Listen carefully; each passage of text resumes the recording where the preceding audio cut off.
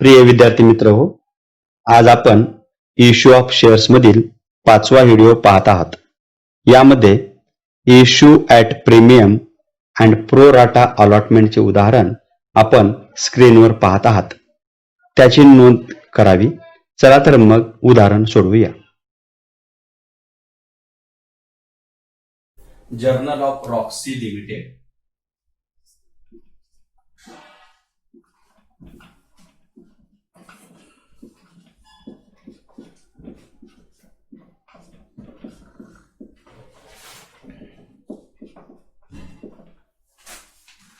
तर ऍप्लिकेशन सोबत आपल्याला एंट्री करायची आहे. Application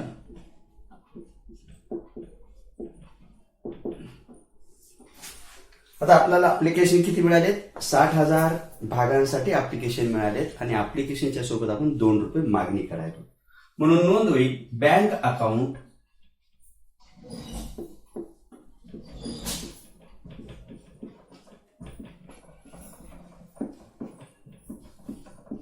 debit to shares application account.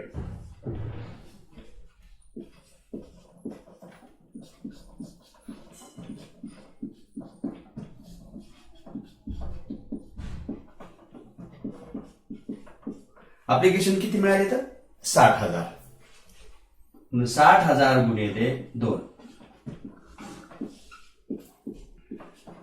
1,20,000 रुपये.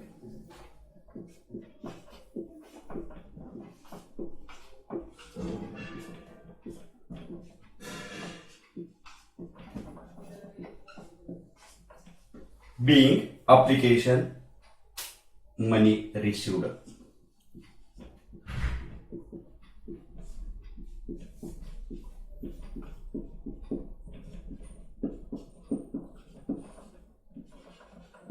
Money received. आता ऍप्लिकेशनच्या सोबत आलेली जी रक्कम आहे ती आपल्याला ट्रान्सफर करायची आहे. आपण किती भाग विकायला काढलेत? 40,000 भाग विकायला काढलेत आणि ऍप्लिकेशन आलेत आपल्याला 60,000. म्हणून कंपनीने निर्णय काय घेतला की 48,000 अर्जदारांना 40,000 भागांचं वाटप करायचं आणि बाकीचे अर्ज त्यांचे रिफ्यूज करायचे. मग आता आपल्याला काय करावं लागेल नोंद? मग तर ऍप्लिकेशन मनी आता आपल्याला ट्रान्सफर करावायची आहे. म्हणून ऍप्लिकेशनच्या वेळेस दुसरी नोंद जे होते ती shares application account DR, share application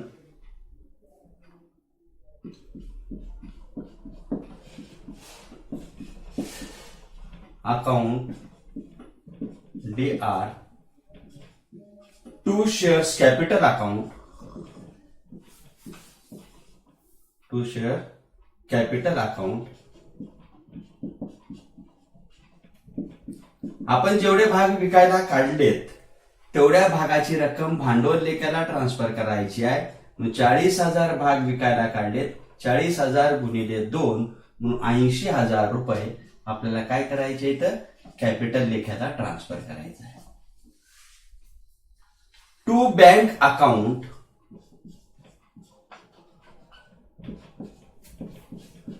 ज्यांना भागांचं वाटप झालेलं नाही अशा लोकांना रक्कम परत करावयाची आहे. त्याला म्हणतो आपण रिफंड. ऍप्लिकेशन आले होते 60,000, वाटप केलो 48,000 अर्जदारांना आणि राहिलेत किती? 12,000 अर्ज राहिलेत. म्हणून 12,000 अर्जाची रक्कम आपण परत करायची आहे. 24,000.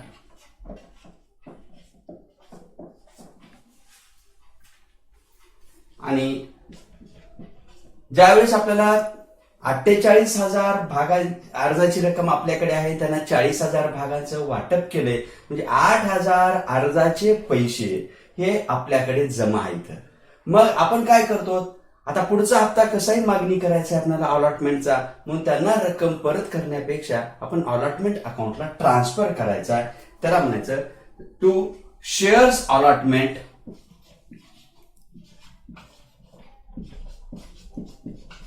अलॉटमेंट अकाउंट किती रुपये 8,000 ऍप्लिकेशन प्रत्येकी 2 रुपये प्रमाणे 8 दुनी 16,000 रुपये आपण जास्तीची आली रक्कम अलॉटमेंट अकाउंटला ट्रान्सफर करावायचं आहे म्हणून 1,20,000 डेबिट साईडचे आणि क्रेडिट कार्डचे 1,20,000 नॅरेशन द्यायचं Bing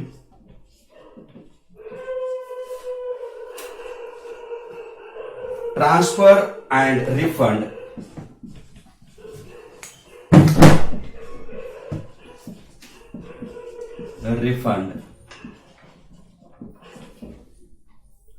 of application money.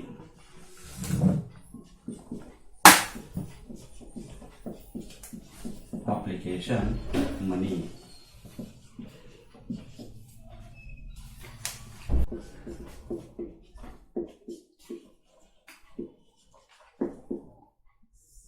Allotment. आता आपण अलॉटमेंट कसे काय पद्धतीने केलं ऍट प्रीमियम अलॉटमेंट आहे आणि ऍट प्रीमियम अलॉटमेंट असल्या कारणानं आणि आपण नोंद कशा पद्धतीने होती ती आपण मागच्या व्हिडिओमध्ये आपण पाहिलेलं आहे. म्हणून अलॉटमेंटच्या वेळेसची नोंद होईल शेअर अलॉटमेंट अकाउंट DR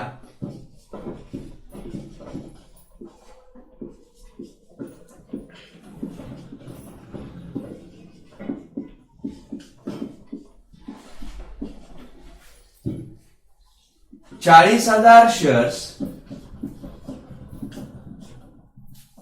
प्रत्येकी 5 रुपये प्रमाणे 3 रुपये भांडवलाबद्दल 2 रुपये प्रव्याजी बद्दलची आपण मागणी करणार आहोत. म्हणून शेअर्स अलॉटमेंट अकाउंट DR 40,000 गुणिले 5 2 लाख रुपये.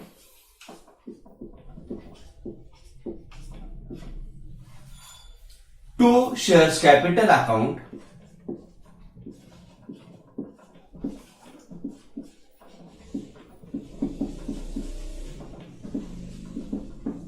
$40,000 गुणिले 3 रुपये 1,20,000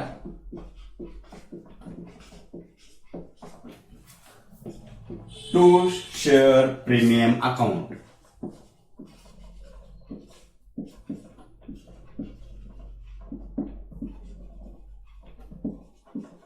टू शेअर प्रीमियम अकाउंट 40,000 गुणिले 2 80,000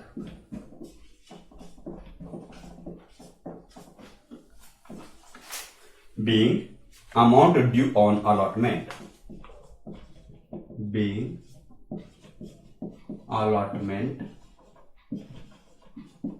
due on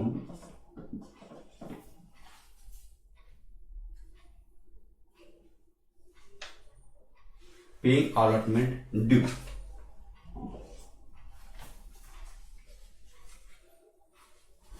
नेक्स्ट आता नंबर दुसरी नोंद.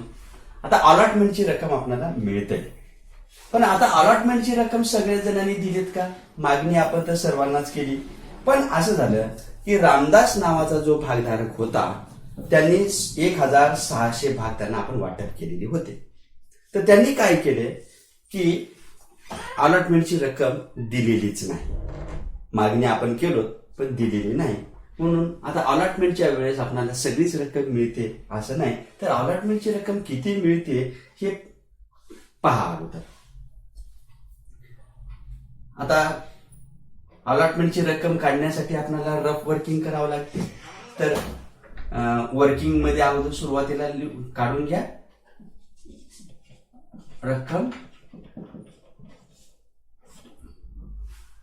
की अलॉटमेंट ड्यू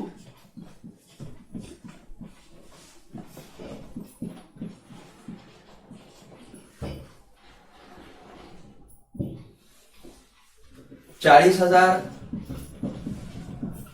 भाग प्रत्येकी 5 रुपये प्रमाणे 2 लाख रुपये आपण मागणी केलेली आहे.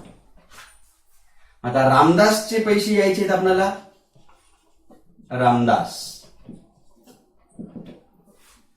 आता 1600 भाग त्यांना आपण वाटप केलेले होते शेअर्स. प्रत्येकी त्याचे 5 रुपये प्रमाणे आपल्याला यावयाचे आहेत. 1685 8,000 रुपये. पण आता 8,000 रुपये त्याच्याकडून यायचे आहेत का? नाही. आपण काय केलं होतं, भागधारकांना वाटप करत असताना प्रमाणामध्ये आपण वाटप केलं, त्याला आपण प्रोराटा अलॉटमेंट असं आपण म्हणत होतो. की ज्यांनी आता आपण 48,000 अर्जदारांना 40,000 भागांचं वाटप केलंय. याचाच अर्थ 1,600 भागांसाठी त्यांनी आपल्याला अर्ज किती केले होते, तर आपल्याला प्रमाण काढून घ्यावं लागेल. म्हणून 48,000 अर्जदारांना 40,000 भागांचं वाटप करण्यात आलं. याचं प्रमाण येते आपल्याला 6/5. म्हणून आता रामदासने 1,600 अर्ज भाग वाटप केले. म्हणून त्यांनी किती भाग आपल्याला आपण भागांसाठी मागणी केली होती, तर त्याच्यासाठी आपल्याला असं करून घ्या, 1,600 गुणिले 6 भागिले 5 म्हणून यांनी आपल्याकडे 1,920 अर्ज केले. हे अप्लिकेशन. मग यांना आपण भागांचं वाटप किती केलं, 1,600 शेअर्सचं वाटप केलं. म्हणून आपल्याला 320 अप्लिकेशनचे पैसे जास्त आहेत आपल्याकडे जमा, कारण अर्जाच्या वेळेसच आपल्याला मिळाले होते. 320 गुणिले 2 रुपये प्रमाणे 640 रुपये तरी त्याचे आपल्याला अगोदर मिळालेले आहेत. म्हणून 8,000 मधून 640 गेले, 7,360 रुपये त्याचे आपल्याला येणं आहे रामदासकडून. म्हणून अलॉटमेंट ड्यू होतं 2 लाख रुपये. रामदासकडून पैसे यायचे आपल्याला 7,360 रुपये. आणि आपल्याला वाटपाला वळती करून घेतलं होतं, जे की अप्लिकेशनच्या वेळेस आपण रक्कम लिहिलेली होती, तर त्याला म्हणायचं आपण वाटाला वळती, त्यालाच अलॉटमेंट रिटेन्ड.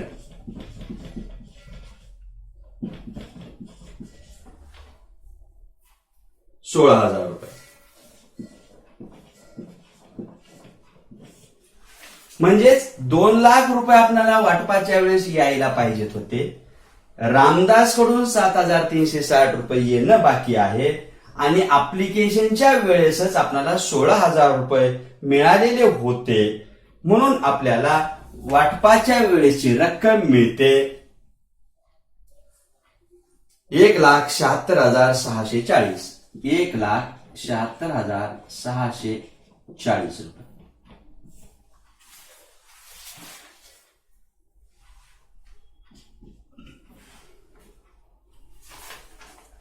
तर याची नोंद करा. आता bank account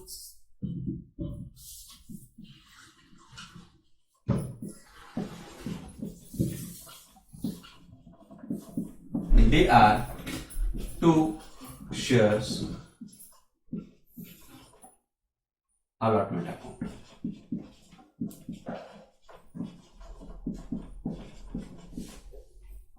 to share allotment account 1,76,640.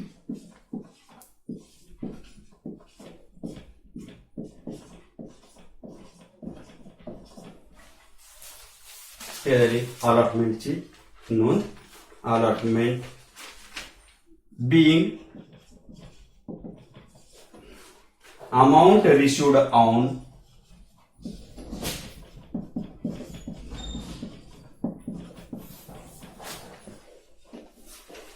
allotment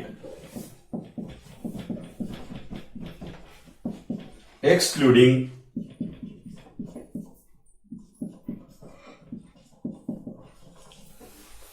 एक 1,600 shares.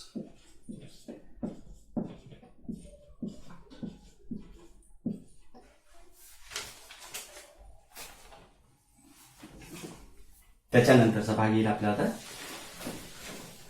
Call.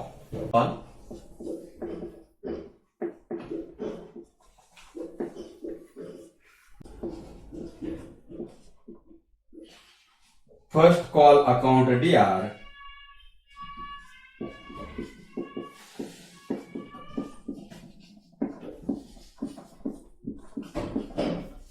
to share capital account.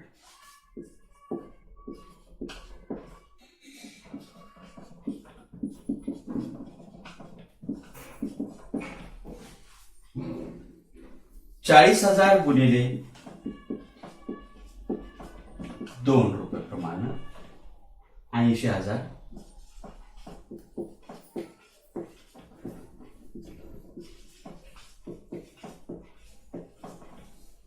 being amount due on first call, being amount due on first call.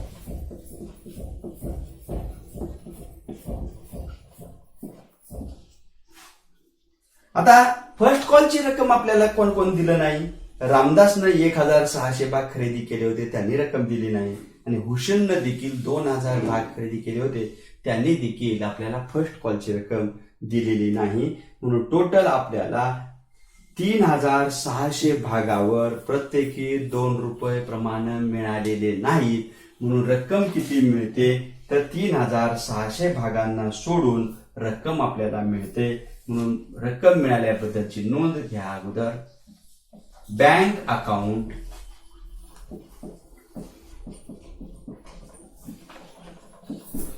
DR to shares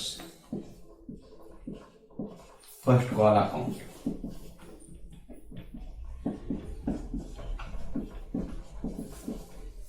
रक्कम मिळते ₹72,800.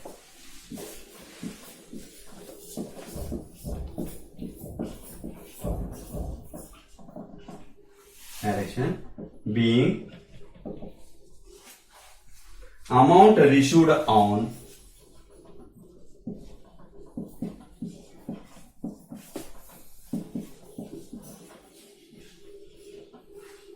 first call excluding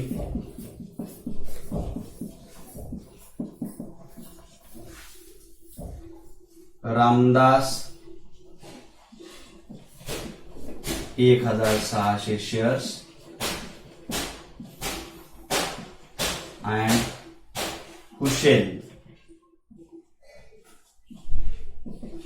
2,000 shares.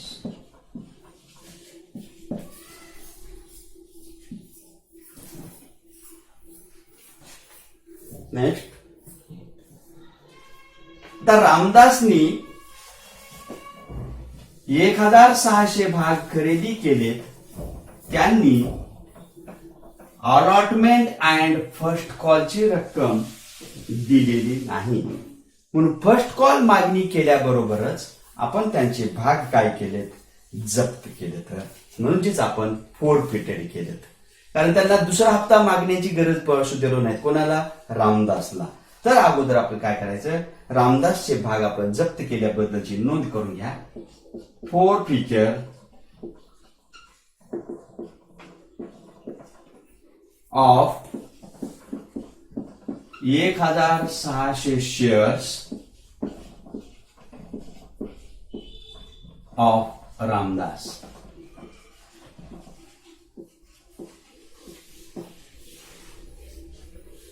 आता आपल्याकडे फोरफिचरच्या वेळेसच्या 2 नोंदी लिहून दिलेल्या होत्या.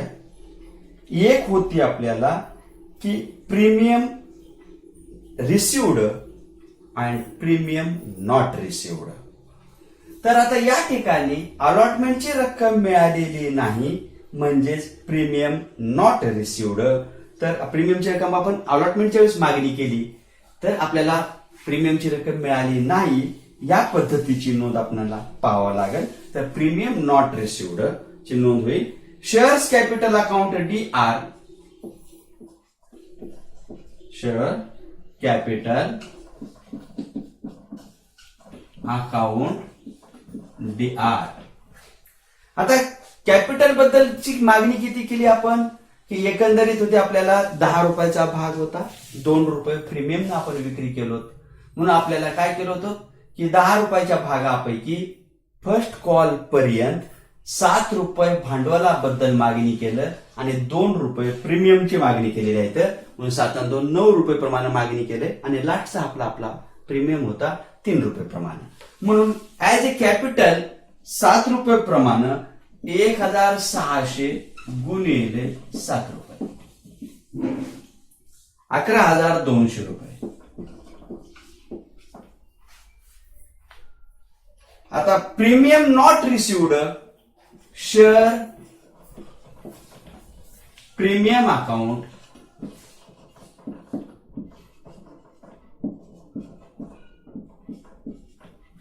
Debit 1600 भागावर प्रत्येकी 2 रुपये प्रमाणे 3,200 रुपये. आता आपल्याला रक्कम मिळालेली किती तर टू शेअर फोरफिटेड अकाउंट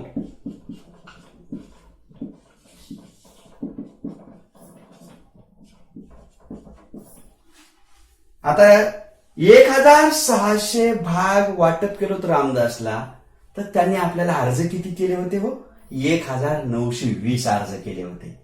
म्हणून आपल्याला 1920 अर्जाची रक्कम आपल्याला मिळाली.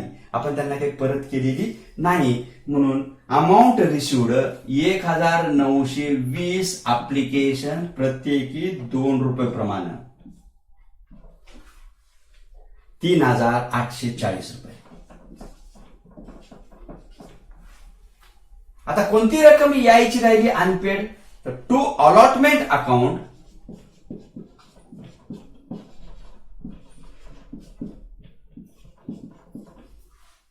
₹7,360 रुपये. ज्यावेळेस आपण अलॉटमेंटच्या वेळेस कॅल्क्युलेट केलेली रक्कम आहे ती की रामदास कडून किती रुपये येणं आहे ते 7,360 रुपये. टू शेअर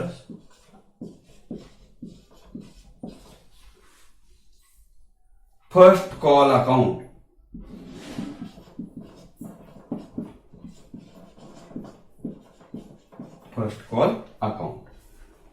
फर्स्ट कॉलचे पैसे यायचे नाही 1600 भागावर प्रत्येकी 2 रुपये प्रमाणे 3,200 रुपये.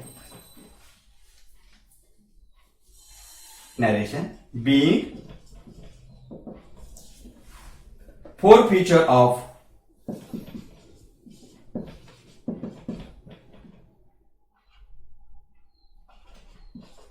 forfeiture of 1600 shares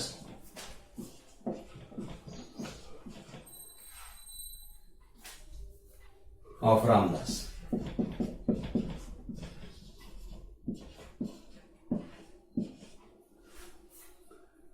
हे झाली आपली forfeiture of 1600 shares of Ramdas.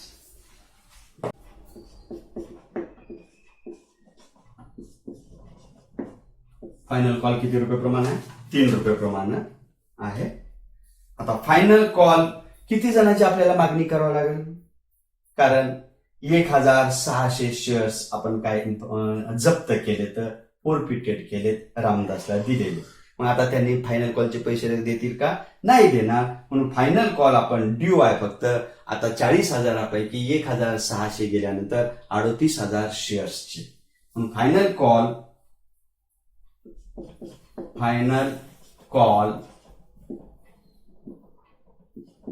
On 38,400 shares रामदासचे मायनस केले बरं का आपण या ठिकाणी 40,000मधून 1,000 शेअर्सचे पैसे आपण मागणार नाही कारण भाग आपण त्याचे जप्त केलेले आहेत. म्हणून एंट्री होईल shares final call account debit to share capital account.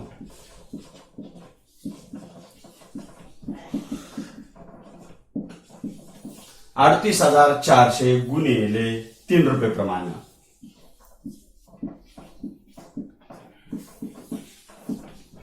रक्कम येईल 1,15,200.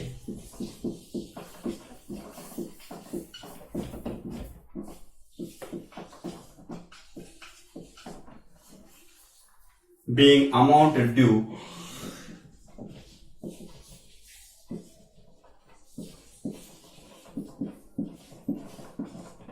on final call.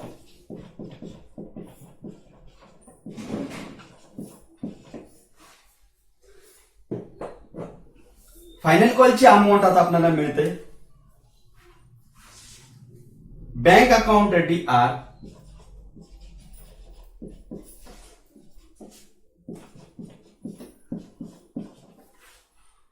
to final call account to share final call account 1,09,200.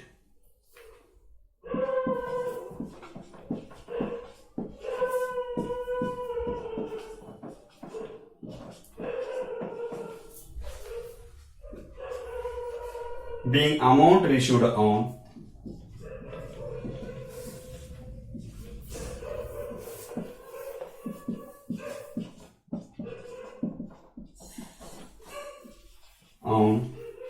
final call excluding 2,000 shares.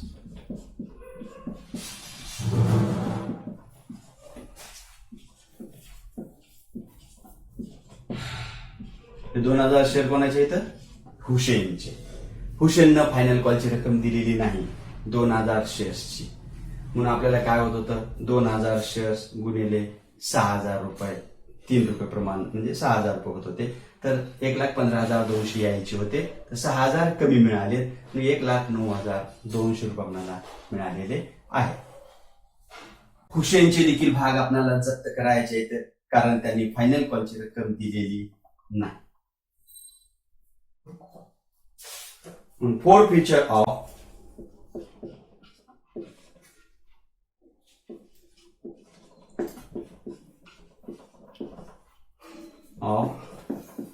2,000 shares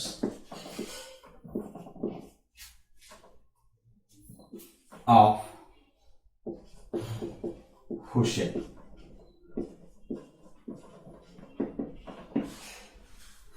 आता हुसेन कडून आज आपल्याला काय झालं असेल, त्यांनी कोणती रक्कम दिली नाही, फर्स्ट कॉल आणि फायनल कॉल रक्कम दिली, त्यांनी अलॉटमेंटची रक्कम दिली. म्हणजे याचाच अर्थ आपल्याला जी आपण प्रीमियमची रक्कम आपण अलॉटमेंटच्या वेळेस मागणी केलेली होती ती अलॉटमेंटची रक्कम आपल्याला हुसेन कडून मिळालेली आहे. तर शेअर्स फोरफिटेड अकाउंट मध्ये आपल्याला फोरफिटेड करत असताना 2 प्रकारे आपण नोंद केली होती, प्रीमियम रिसिव्ड आणि प्रीमियम नॉट रिसिव्ड. तर आता प्रीमियम ऍक्च्युअल रिसिव्ड आहे कारण यांनी अलॉटमेंटची रक्कम दिलेली आहे. मग नोंद काय होते ते पहा. Shares capital account DR share capital account DR 2,000 shares आहेत.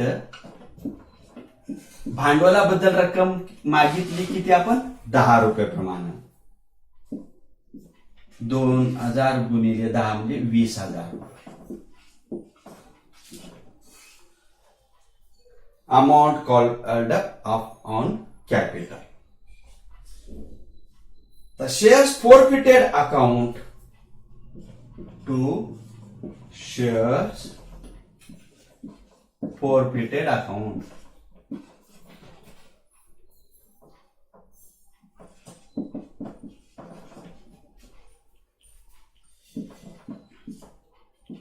आता आपल्याला रक्कम किती मिळाली हो यांची भांडवलाबद्दलची की 2,000 गुणिले आता हुसेननं भांडवलाबद्दल रक्कम किती दिली तर 2 रुपये अप्लिकेशनचे दिले आणि 3 रुपये अलॉटमेंटच्या वेळेस दिले. 3 आणि 2 5 रुपये प्रमाणे आपणाला रक्कम मिळालेली आहे फक्त भांडवलाबद्दलची. कारण तसे तरी आपल्याला हुसेन कडून 7 रुपये मिळालेत तर आपल्याला प्रीमियमची रक्कम होती 2 रुपये म्हणून फक्त कॅपिटल बद्दल मिळालेले आहेत 5 रुपये प्रमाणे. 2,000 गुणिले 5 म्हणजे 10,000 रुपये. त्याच्यानंतर आपल्याला कोणती रक्कम यायची राहिली अनपेड कॉल मध्ये to first call account, share first call account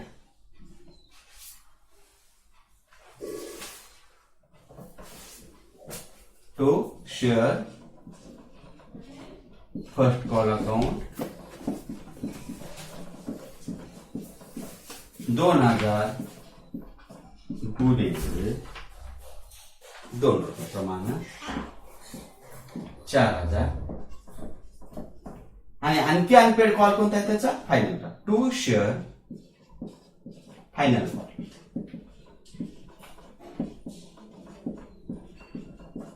2000 गुणिले 3 रुपये प्रमाणे 6000.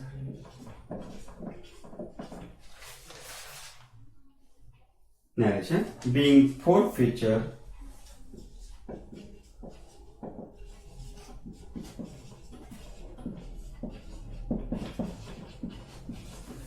of 2000 shares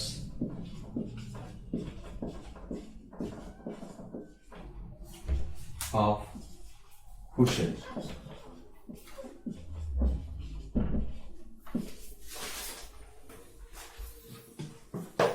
आता पुढे आपल्याला सांगितलेलं आहे की हे सगळे भाग जे जप्त केलेले आहेत या जप्त केलेल्या भागापैकी 2000 भाग हे 8 रुपये प्रमाणे रिइश्यू केलेले आणि जे 2000 भाग विक्री करतो त्यामध्ये रामदासनं जेवढे भाग आपण जे जप्त केलेले 1600 भाग होते हे पूर्णपणे समाविष्ट आहेत आणि बाकीचे जे 400 भाग होते ते हुसेनचे भाग आपल्याला घेतलेले ते विकायचे म्हणून रिइश्यू ऑफ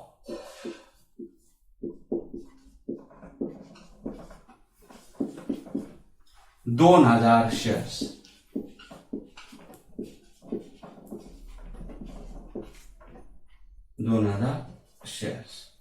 याची आपल्याला नोंद करायची. Bank account DR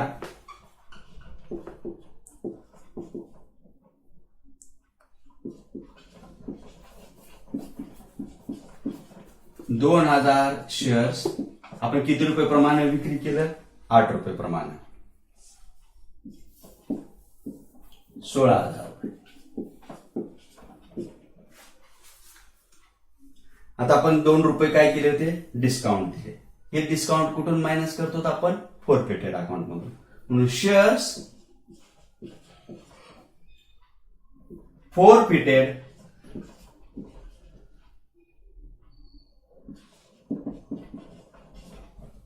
account DR 2000 shares प्रत्येकी 2 रुपये प्रमाणे 4000 रुपये. To shares capital account to share capital account 20,000 रुपये.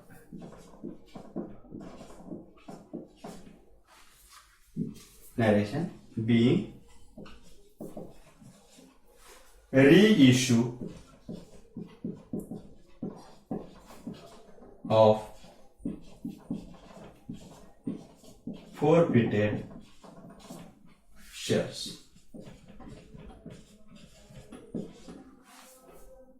आता आपल्याला प्रॉफिट किती झालं हे पाहून घ्या की जेवढे भाग आपण विकलं तेवढ्याच विकलेल्या भागावरच आपल्याला प्रॉफिट बघायचं आहे म्हणून नोंद होईल ट्रान्सफर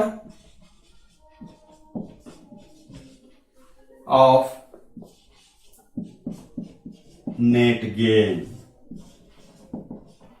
किती प्रॉफिट झाला असं पहा बरं.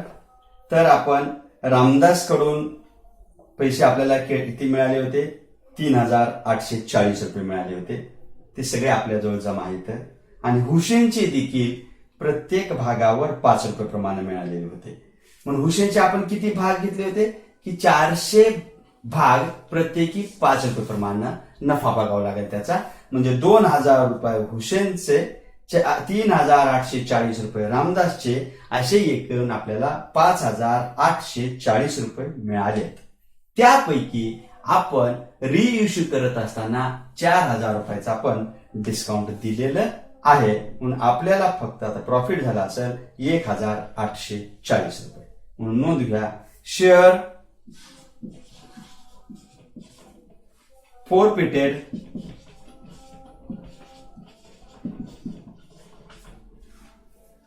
अकाउंट DR 1840 रुपये to capital reserve account.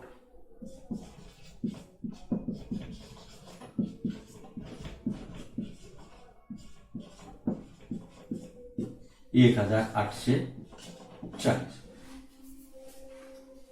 narration being net gain transfer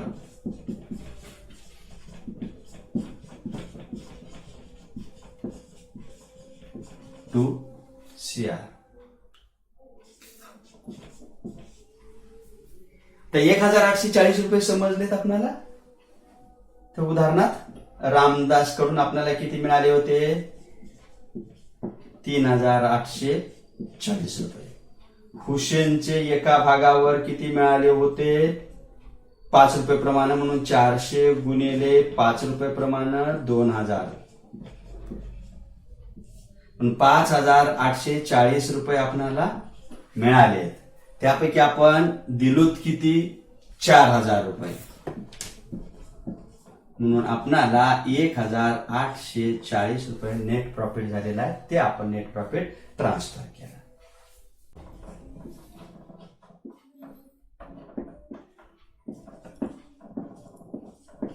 As on liabilities rupees, assets rupees, share capital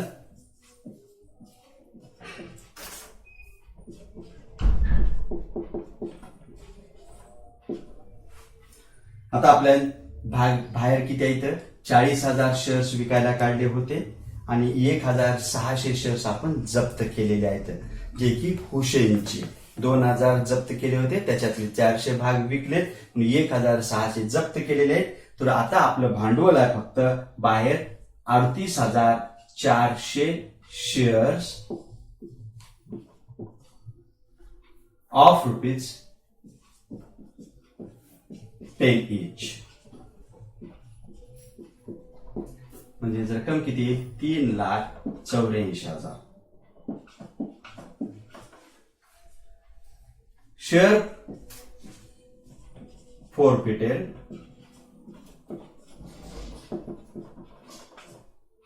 account भाग जप्त केलेला आहे म्हणून 1,600 शेअर्स प्रत्येकी 5 रुपये प्रमाणे 8,000 रुपये.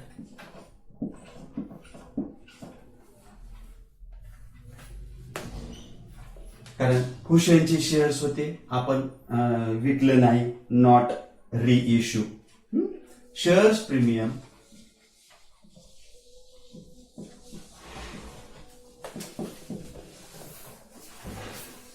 ₹38,400 प्रत्येकी 2 रुपये प्रमाणे 76,800 रुपये. कॅपिटल रिझर्व्ह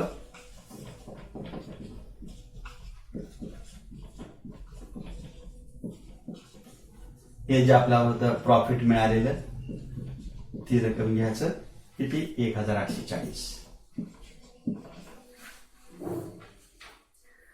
आता असेट साइडला cash at bank.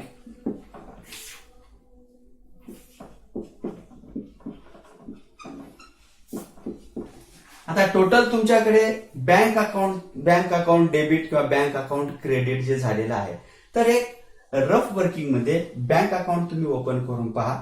Bank अकाउंटच्या debit बाजूला जे रक्कम येते ती घ्या आणि बँक अकाउंटच्या क्रेडिट बाजूला रक्कम होते ते मायनस करून पहा. तर बँक अकाउंटचं तुमच्याकडे डेबिट बॅलन्स येईल 4,70,640. 4,70,640. दोन्ही साईडची बेरीज देईल आता तुमची 4,70,640.